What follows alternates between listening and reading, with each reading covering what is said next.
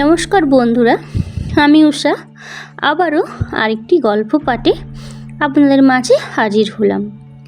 আজকের গল্পটি সতী, শেষ অপেক্ষার ভয়ঙ্কর পরিণতি। তুমি কথা দিয়েছিলে ফিরবে, কিন্তু সে এসেছিল মৃত্যুর পর।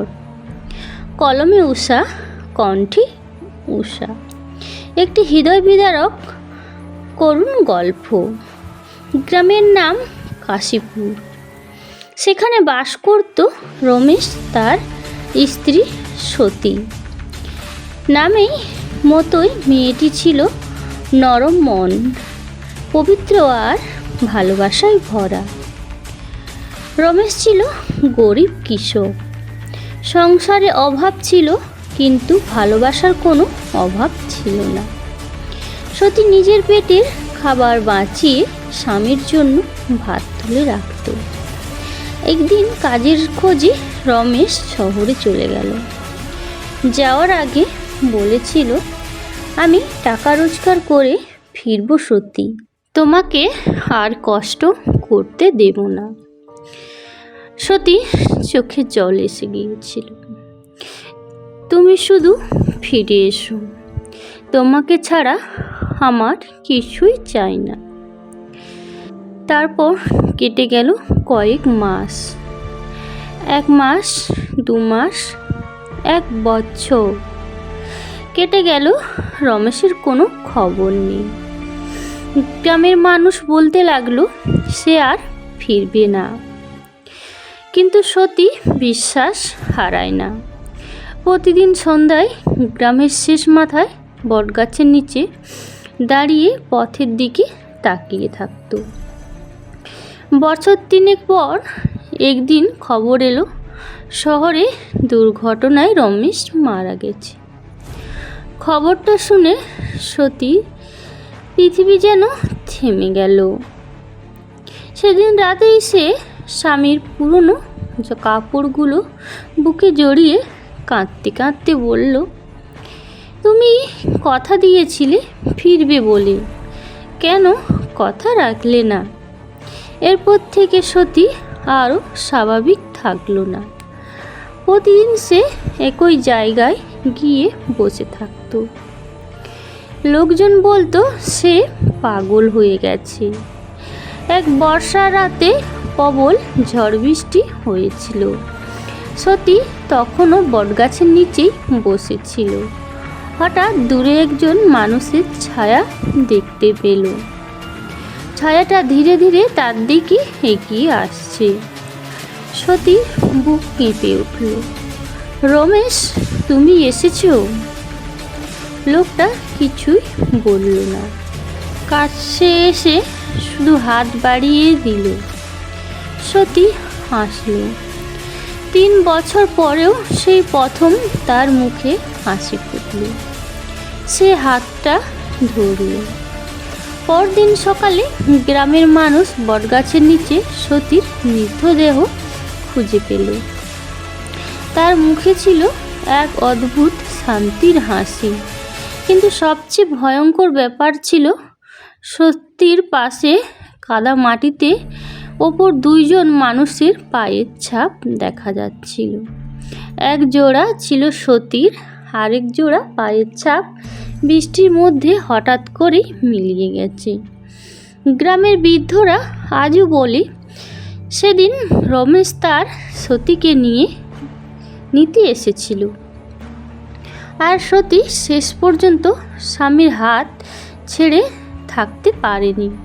সেই বটগাছের নিচে আজও নাকি ঝড়ের রাতে একটি মেয়ের কান্না শোনা যায়।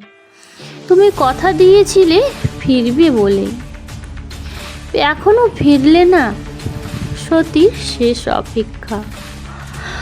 পরদিন সকালে গ্রামের মানুষ যখন বটগাছের নিচে সতীর মৃতদেহ খুঁজে পেল, তখন চারিদিকে শোরগোল পড়ে গেল।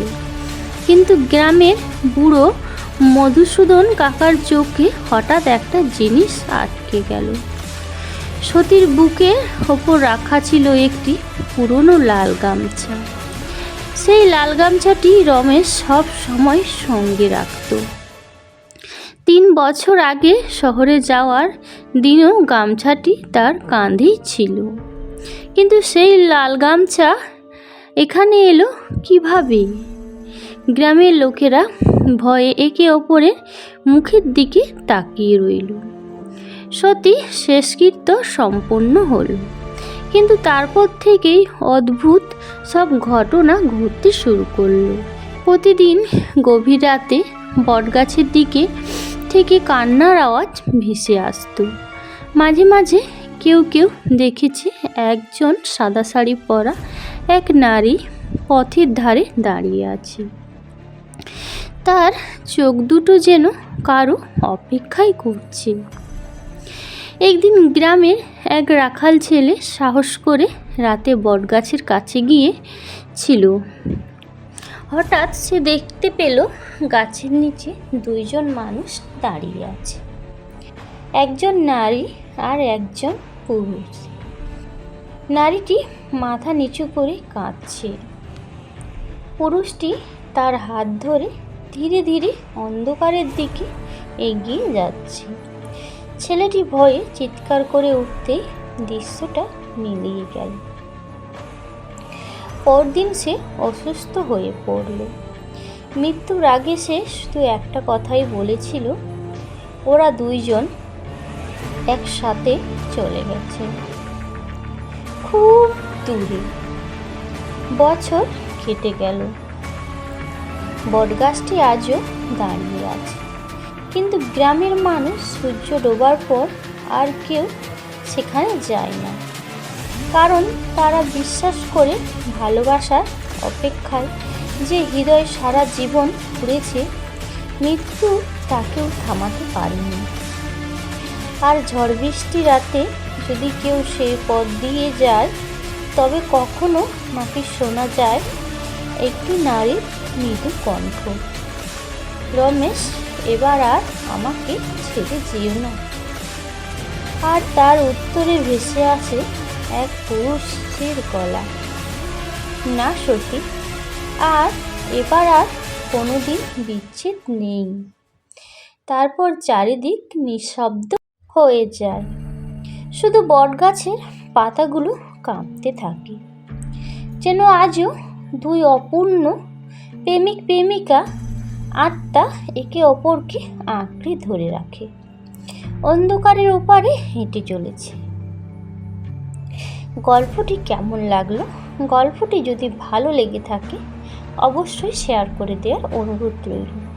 আর নতুন বন্ধুরা চ্যানেলটিকে সাবস্ক্রাইব করে পাশে থাকবেন, যাতে আমি নিত্য নতুন ভিডিও শেয়ার করলে আপনাদের কাছে পৌঁছে যায়। তো এতক্ষণ জুড়ে আমার গল্পটি শোনার জন্য অসংখ্য ধন্যবাদ। ভালো থাকবেন, সুস্থ থাকবেন, নিজেদের খেয়াল রাখবেন।